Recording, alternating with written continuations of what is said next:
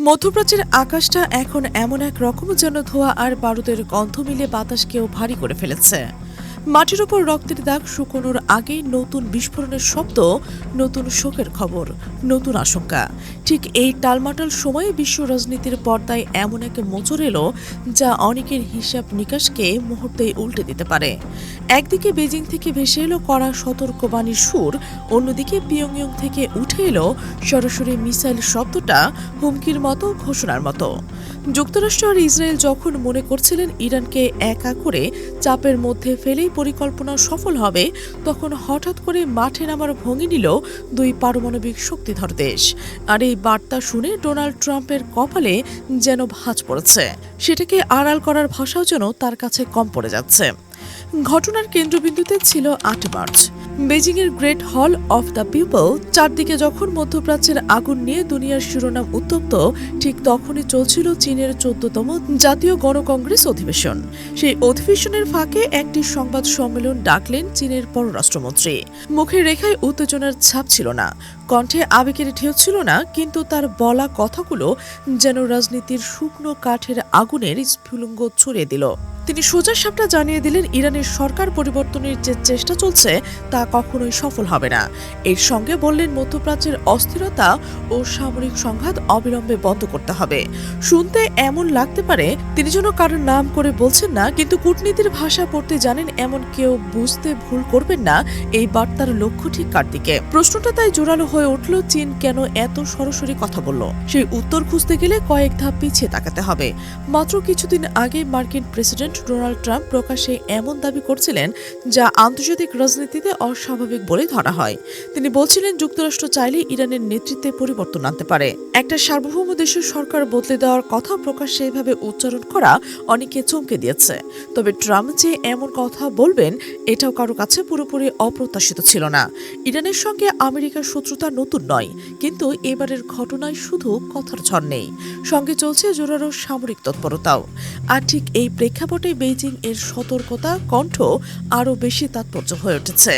সেই সংবাদ সম্মেলনে চীনের পররাষ্ট্রমন্ত্রী এমন একটি বাক্য উচ্চারণ করেছিলেন যা শুনতে সাধারণ, কিন্তু বার্তার দিক থেকে তীক্ষ্ণ। তিনি বলছিলেন, প্রাচীন চীন জ্ঞান অনুযায়ী অস্ত্র একটি ভয়ঙ্কর জিনিস এবং বিবেচনা ছাড়া তা কখনো ব্যবহার করা উচিত নয়। বাইরে থেকে এটি নীতি কথা মনে হতে পারে, কিন্তু ভেতরে ভেতরে চীন যেন বলতে চাইছে, যুক্তরাষ্ট্র আর ইসরায়েল যে পথে হাঁটছে তা বিবেকহীন শক্তি প্রয়োগের পথ। তারা শক্তি দিয়ে সমস্যার সমাধান টানতে চাচ্ছে, অথচ ইতিহাসে বারবার দেখিয়েছে অস্ত্র দিয়ে সামরিক ধাক্কা দেওয়া যায়, কিন্তু স্থায়ী সমাধান আনা যায় না। অস্ত্রের ব্যবহার শেষে রেখে যায় নতুন বিদ্বেষ, নতুন প্রতিশোধ, নতুন সংকটের বীজ। এই কথা বলার সময় তার চোখ মুখে যে দৃঢ়তা ছিল সেটিও অনেক পর্যবেক্ষকের নজর এড়ায়নি। কিন্তু প্রশ্নটা এখানে শেষ নয়। শুধু বক্তব্য দিয়েই কি চীন থেমে থাকবে, নাকি সত্যি সরাসরি মাঠে নামবে? এই সংশয়টা এখন ঘুরে বেড়াচ্ছে কূটনৈতিক মহলে। চীন পরিষ্কার করে জানিয়ে দিয়েছেন, মধ্যপ্রাচ্যের দেশগুলো নিজেই নিজের ভাগ্য নির্ধারণ করবে। বাইরের শক্তি এসে তাদের ভাগ্য লিখে দেবে, এটা মেনে নেওয়া হবে না। সার্বভৌমত্বে তারা আন্তর্জাতিক ব্যবস্থার মূল ভিত্তি বলেই তুলে ধরছেন এবং ইঙ্গিত দিচ্ছেন। সে ভিত্তি নড়ানোর চেষ্টা হলে আপত্তি শুধু কথায় থাকবে না। এটা কেবল কূটনৈতিক ভাষার সাজানো সুন্দর বাক্য এমন ভাবার সুযোগ নেই, কারণ তেহরানের সঙ্গে বেইজিং এর সম্পর্ক শুধু যুক্তরাষ্ট্রের হাসির বিনিময়ে আটকে নেই। এর ভেতরে রয়েছে কঠিন অর্থনৈতিক বাস্তবতা। ইরান থেকে চীন বিপুল পরিমাণ তেল কেনে, দুই দেশের মধ্যে কোটি কোটি ডলারের বাণিজ্য চুক্তি রয়েছে। ফলে ইরানে বড় ধরনের অস্থিরতা হলে ক্ষতির আঁচ শুধু তেহরানে লাগবে না, বেইজিংও তা অনুভব করবে। আর সে ক্ষতি চীন সহজেই মেনে নেবে এমন ইঙ্গিত কোথাও নেই। চীনের সেই সতর্কবার্তার কালি শুকোতে না শুকোতে আরও একটি বিস্ফোরক ঘোষণা এসে পড়ল এবার পিয়ংইয়ং থেকে। উত্তর কোরিয়ার সর্বোচ্চ নেতা কিম এমন এক কথা বলেছেন যা শুনে পশ্চিমা বিশ্ব এক মুহূর্তে থমকে দাঁড়াতে বাধ্য হলেন। তিনি জানালেন, তিনি ইরানের পাশে দাঁড়াবেন, শুধু কথার কথা নয়, প্রয়োজনে মিসাইল পাঠাবেন। আরও এক ধাপ এগিয়ে বললেন, একটি মিসাইলই তাদের সবাইকে ধ্বংস করে দিতে যথেষ্ট।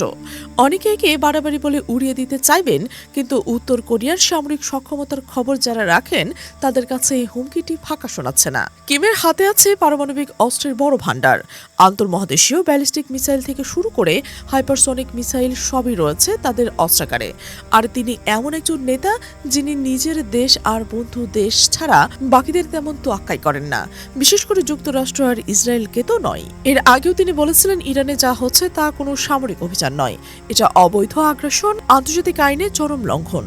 সেই ধারাবাহিকতার মধ্যে এবার তার গর্জন আরও স্পষ্ট, ফলে সমীকরণটা হঠাৎ করে আরো ভয়ঙ্কর হয়ে উঠল। একদিকে যুক্তরাষ্ট্র মিসাইল জোট ও তাদের পাশে ফ্রান্স, জার্মানি, ইতালি সহ পশ্চিমা বিশ্বের বড় শক্তিগুলো, অন্যদিকে ইরানের পাশে দাঁড়ানোর ভাষা শোনা যাচ্ছে দুই পারমাণবিক শক্তিধর দেশ চীন আর উত্তর কোরিয়া। ফলে এটি আর শুধু মধ্যপ্রাচ্যের আঞ্চলিক সংঘাতের খাতায় আটকে থাকছে না, অনেকেই বলছেন ধীরে ধীরে এটি বৈশ্বিক শক্তির সংঘাতে রূপ নেওয়ার পথে এগোচ্ছে। এই উত্তেজনার ভেতরে ইরানের অভ্যন্তরীণ চিত্র কম নাটকীয় নয়। ইসরায়েল ও যুক্তরাষ্ট্রের যৌথ বিমান হামলার ইরানের সর্বোচ্চ ধর্মীয় নেতা আয়তুল্লাহ আলী খামেনি নিহত হয়েছেন। এমন খবর ছড়িয়ে পড়ার পরও বলা হচ্ছে ইরান ভেঙে পড়েনি, বরং তাদের মধ্যে দেখা যাচ্ছে এক অদ্ভুত দৃঢ়তা। যোদ্ধাদের চোখ মুখে পরাজয়ের কোনো ভয় নেই, তারা যেন আরও বেশি জেগে উঠেছেন। একের পর এক মিসাইল হামলা চালিয়ে তারা ইসরায়েল ও যুক্তরাষ্ট্রের নাজেহাল করে তুলেছেন। ট্রাম্পের যুদ্ধবিরতির প্রস্তাব তারা সরাসরি নাকচ করে দিয়েছেন এবং জানিয়ে দিয়েছেন তারা থামবেন না।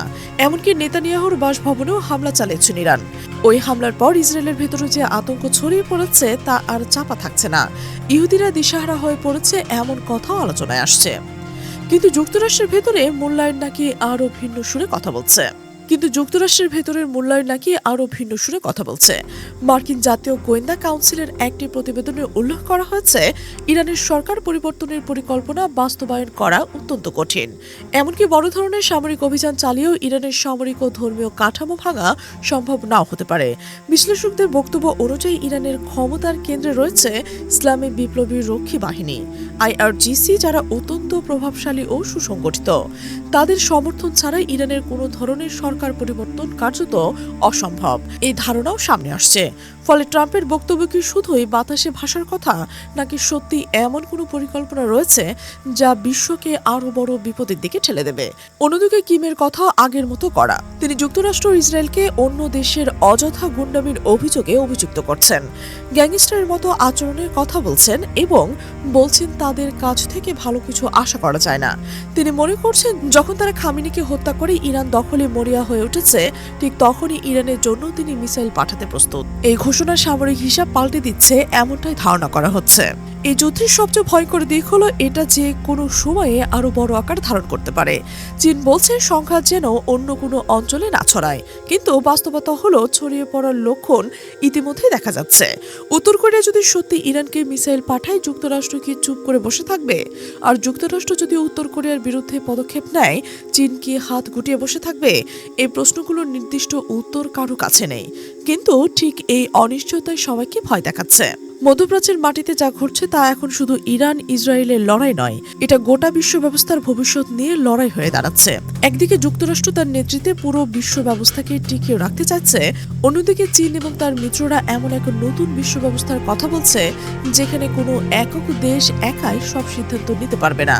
ইরান এই সংঘাতের কেন্দ্রবিন্দুতে দাঁড়িয়ে রয়েছে, আর ইরানকে ঘিরে যা হচ্ছে তা শুধু মধ্যপ্রাচ্যের ভাগ্য নয়, পৃথিবীর ভাগ্যকেও প্রভাবিত করতে পারে, এমন আশঙ্কাই জোরালো হচ্ছে।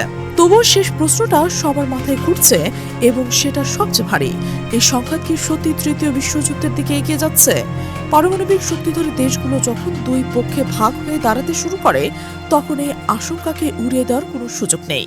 আগামী দিনগুলোতে কি হবে তা কেউই নিশ্চিত করে বলতে পারছে না। তবে একটি কথা স্পষ্ট শোনা যাচ্ছে, চারিদিকে বিশ্ব এমন এক মোড়ে এসে দাঁড়িয়েছে যেখান থেকে ফিরে আসা আর সহজ হবে না। সময় বলে দেবে পৃথিবী কোন দিকে যাচ্ছে।